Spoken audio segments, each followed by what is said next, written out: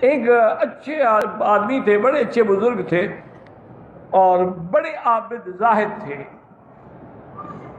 ان کو پتہ لگا کہ فلاں بستی کے اندر ایک آدمی ہے اور وہ ایسے نظر ڈال کے تاثر دیتے ہیں کہ فوراً آدمی بدل جاتا ہے، اور ہے بھی وہ کافر۔ تو حضرت حیران ہو گیا، انہوں نے کہا عجیب بات ہے، ہم ساری زندگی عبادت کرتے رہے، اللہ سے مانگتے رہے، قرآن پڑھتے رہے، ایسا اثر ڈالے گا کہ نعوذ باللہ ہم دین چھوڑ دیں گے؟ میں جا کے دیکھتا ہوں، مقابلہ کرتا ہوں۔ جب وہاں آئے نا جی، تو اس نے ایسا دیکھا، اس کے آنکھوں میں کوئی ایسا میکنزم تھا، مقناطیس تھا، ہپناٹائز کرتا تھا، فوراً حضرت بھی اس کے اثر میں آ گئے۔ اس نے کہا کہ دیکھو بات سنو، تمہیں اب مقام تب مل سکتا ہے، ایک تو خنزیر ہے میرے، وہ چرایا کرو، ایک گلے میں زنار پہن لو، ایک چوٹی رکھ لو، اور ایک کلمے کا انکار کر دو۔ اور حضرت نے سب کچھ کر دیا، ایمان ہی ختم۔ وہ عبادت بھی گئی، یہ نہ سمجھا کرو کہ ہم تو مولوی ہیں اور عالم ہیں اور ہم تو جناب بڑے عابد ہیں، اب تو ہم نے 10 عمرے کیے ہیں اور 20 حج کے، بھٹکتے ہوئے 1 سیکنڈ بھی نہیں لگتا، 1 منٹ بھی نہیں لگتا، آدمی کی ساری عبادت ختم ہو جاتی ہے۔ دیکھیں نا، جیسے بنا عمارت بنانی ہو نا، سال ہر سال لگ جاتے ہیں، توڑنی ہو تو ایک بلڈوزر دھکا دیتا ہے، ٹوٹ جاتی ہے۔ تو آدمی کو نیک بننے میں تو محنت کرنی پڑتی ہے نا، برباد ہونے میں تو کوئی محنت نہیں ہے۔ تو کسی اور اللہ والے کو ان کے بارے میں پتہ چلا کہ فلاں شخص جو تھے، عالم بھی تھے، عابد بھی تھے، وہ اس ظالم کے ہاتھ میں آ گئے، وہ اس کے بارے میں جانتے تھے۔ انہوں نے فوراً اپنے اوپر حصار کیا۔ حصار کرنے کے بعد اس ظالم کے پاس پہنچے، اس نے بڑی کوشش کی، بڑی نظریں دوڑائیں، لیکن وہ تو حصار کر چکے تھے، ان پر تو اثر ہو نہیں سکتا تھا۔ انہوں نے اس پر بھی حصار کیا، اس کو انگلی سے پکڑ کے لے آئے۔ جب وہ باہر نکلا نا، فوراً حیران ہو گیا، اس نے توبہ کی، غسل کیا، استغفار کیا، اور پھر اپنی اصلی حالت میں بدل گیا۔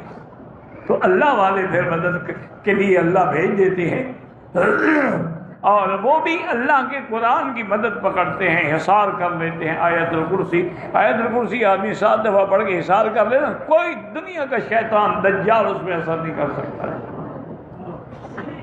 اسم اعظم ہے اللہ کا، کون اس کا مقابلہ کر سکتا ہے؟ اللہ تبارک و تعالیٰ کی تو شان اتنی بڑی ہے نا جی، کہ ورنہ یاد رکھے، یہ بڑے بڑے جو ہندو ہیں، جوگی ہیں، یہ بدھ مت ہیں، ان کے اندر بھی بڑے نامراد کامل قسم کے لوگ ہیں جو مشقیں کر کے اس مقام کو پہنچے ہوئے۔ مشقت، یہ مشق ہے نا، محنت ہے، جو بھی محنت کرے، مسلمان کرے یا کافر کرے، یہ کوئی پیری فقیری یہ بڑی بات نہیں ہے۔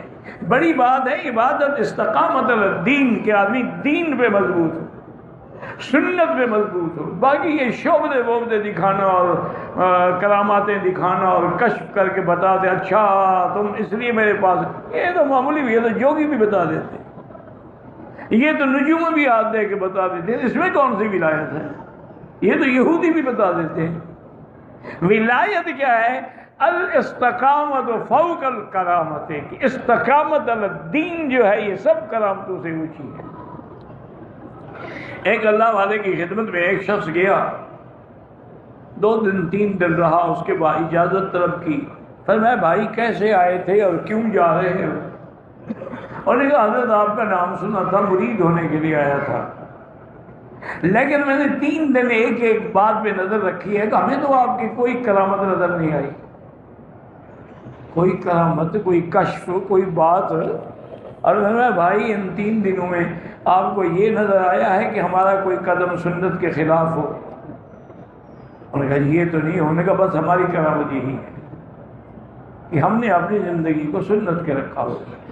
اس لیے ہمیشہ یاد رکھیں کہ قرآن و سنت کا دامن پکڑ کے رکھو، ورنہ کوئی بات نہیں ہے کہ شیطان آخری عمر میں، بڑھاپے میں، موت کے وقت بھی بھٹکا دے اور ساری زندگی کی بات ایک اور جھلکی ڈالے اور کئی مولوی رل گئے۔ کئی پیر رلتے ہوئے ہم نے دیکھے، کئی مولوی طالب ہمارے اپنے پاس پڑھنے والے لوگ، بس کسی عورت کی نظر پڑی، وہ اس کے حسن میں ایسے پاگل ہوئے، علم بھی گیا، دین بھی گیا، نمازیں بھی گئیں، قرآن بھی گیا، ہر شے۔ انا للہ و انا الیہ راجعون۔